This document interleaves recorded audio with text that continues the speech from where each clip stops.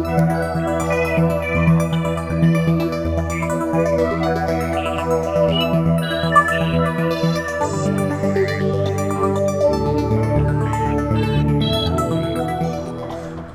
man, was such a nice, comforting sound. Now all of a sudden, ooh, what's that buzzing sound?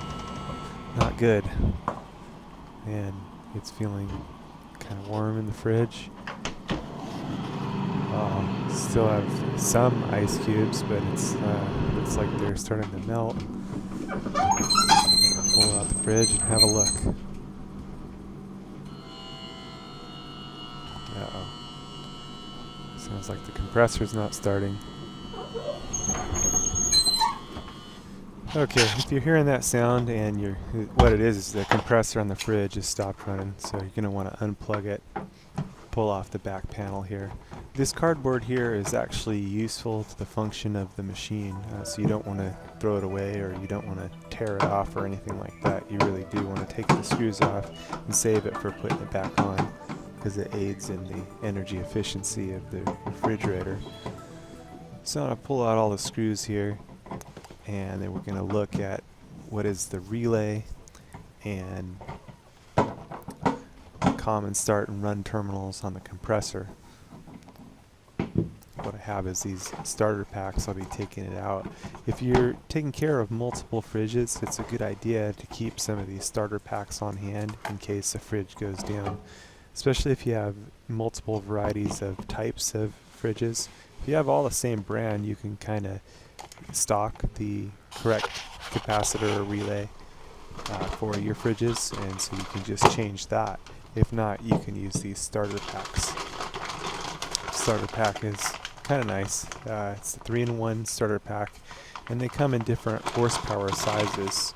There's a 1/3 to 1/4 horsepower is a common size, and I find that works for older refrigerators. The black and the blue hot wires like are another size is a 1/5 to 1/12 horsepower, and this works in my experience Like better it. for newer fridges.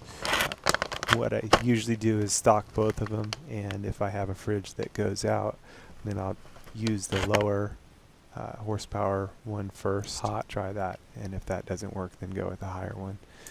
A lot of times this situation is kind of you've got nothing to lose. You know, you can again get the manufacturer designed relay for these, but sometimes in a situation where you don't want the food to spoil or you need it right away, it's definitely nice to have these starter packs so you can get it going. The design on these is not that easy to get into. As you can see, it's pretty cramped quarters, pretty tight, a lot going on with the refrigerant tubing and everything, but it's enough to get in there, get it done.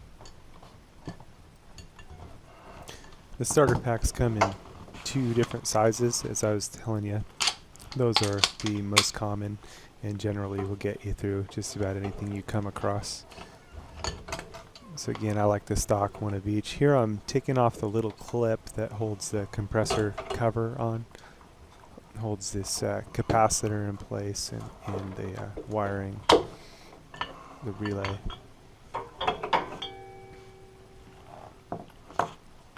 There's the capacitor. Pull the capacitor out and just kind of examining it. Again, you could just replace this. I've had some luck here and there with relays for air conditioners where I've been able to smack the relay, put it back in, and then it work. You know, pretty much haven't had it go down since I did that. But I don't have much hope for this one here. I went ahead and tried it here anyway, but of course it didn't work out. But it's me putting it back in.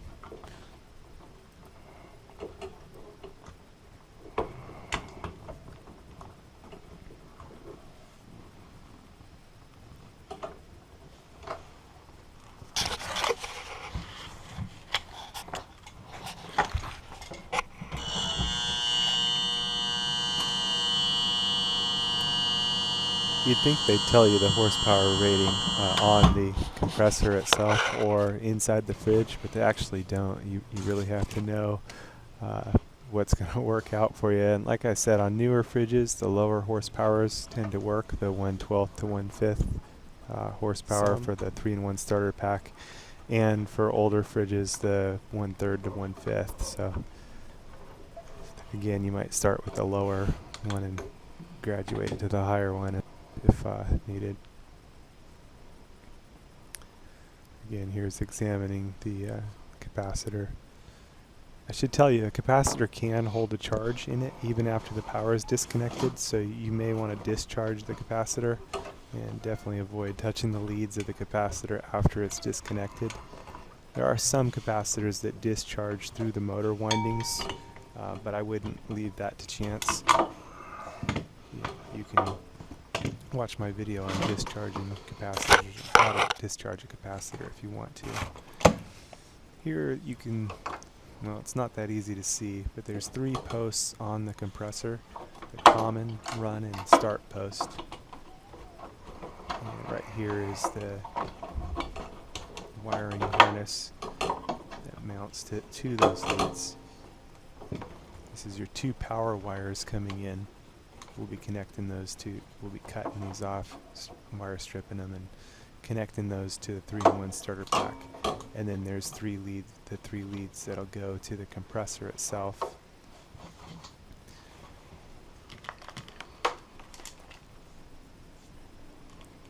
The start and the run leads for the compressor will usually be right next to each other, and then the common will be by itself. It's usually in a triangle setting, so the common's usually on top, and the common's the black wire. The extra nut here, the red wire, will be the run, and most often it's to the right of the compressor when you're facing it. I think they did that so people would kind of understand it, and that if you couldn't read the common run and start on the compressor, that's what I would go with first on a refrigerator. And then when you plug it in, if it buzzes and doesn't start, just go ahead and unplug it right away, and then you might have to switch the wires on that. This particular compressor, I could not see at all to tell the designation for the common run and start, so I just did the common, the black wire to the 1 lead on top that was by itself. The red one I did on the right side, and then the start, which is sometimes a yellow wire or a white wire, on the left side. This one gave me a bit of trouble putting the red run wire on.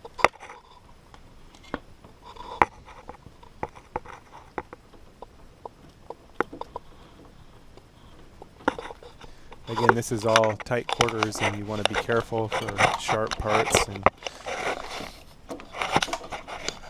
you want to avoid bending the refrigerant tubing. Sometimes you might have to, move something out of the way, just very gently bend it, but you don't want to bend it back and forth. It's probably better not to bend it at all if you can. That was about my best view there of the common run and start terminals. Okay, so here's now our voltage lines coming in, the power lines. On the old one, it was labeled red and blue, which is red and blue are usually switched wire designations for a switched wire, either red or blue, whereas black is usually your straight hot. It's when I'm using wire strippers to cut it and strip them.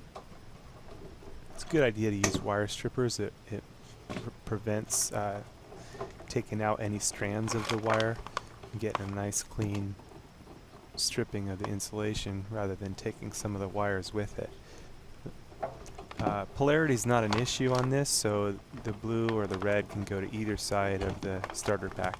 It doesn't really matter, so just it's delivering the power.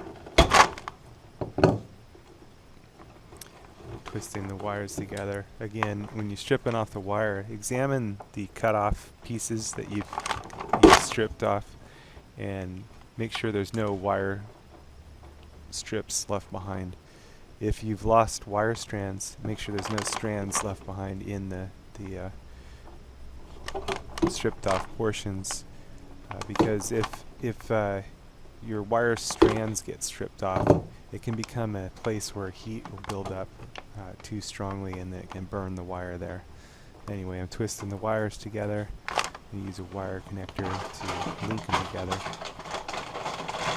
It used to be called wire nuts. These days they're called wire connectors. Searching for one here. I found it.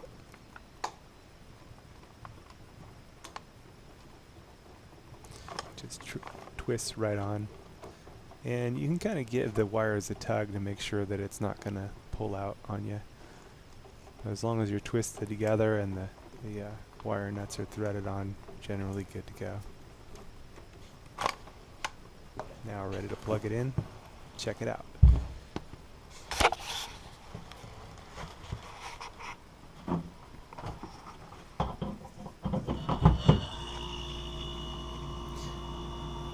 Yay! Nice, beautiful sound. Doing what it's supposed to do. Compressor started right up. I could have probably put this back together first, but I kind of wanted to verify that everything was good. Probably not really a good idea to be handling it with the power on. And definitely don't want to put it back in there with the power on. It's just too tight. And of course the fan blade's spinning and everything else. You don't want to become crispy fried, and you don't want to be blended either. So you will not blend.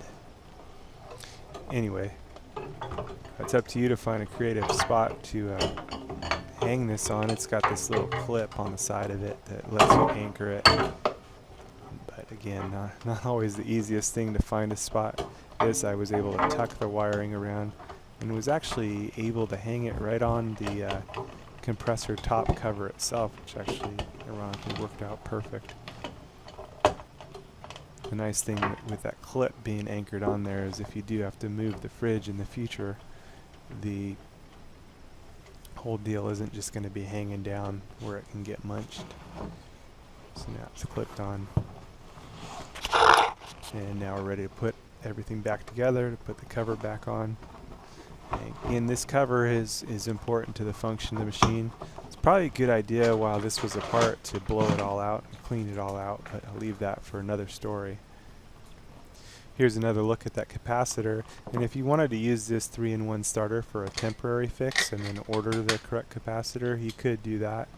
I've had pretty good luck with these starter packs, and that compressor, it could just be that compressor is just having such a hard time started that it really needs the extra hard start kit that's in the starter pack.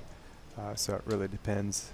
Again, I've had really good fortune using these and haven't had one go down after I've installed it, so I'm just going to leave this one in place.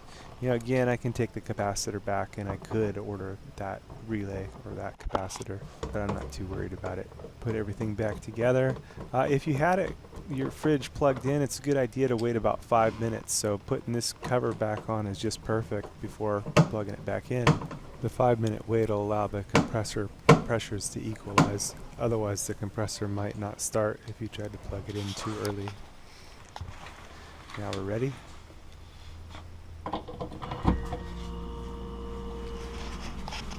And there we go.